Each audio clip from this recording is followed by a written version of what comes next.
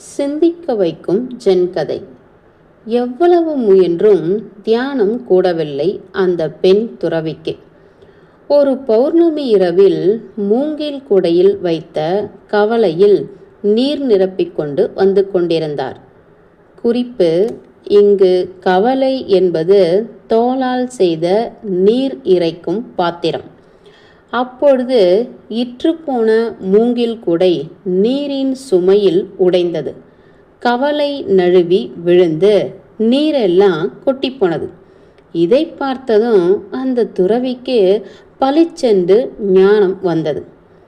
அதை விளக்கும் வகையில் அவர் எழுதிய கவிதை: மூங்கில் தாங்கிய கவலை சரிய, தாங்கி பிடித்த காக்கா தவற, ஏனத்தில் நீரில்லை, நீருக்குள் நிலவில்லை, வானத்தில் மின்னுது வட்ட நிலா. ராபர்ட் ப்ரவுனின் கவிதை மாதிரி இல்லை என்றாலும் பொழிப்புரைதான் சொல்ல முடியும், கருத்துரை சொல்ல முடியாது போல தோன்றுகிறது இல்லையா? தியானம் என்பது நிச்சலமான மனதை பெறுவது.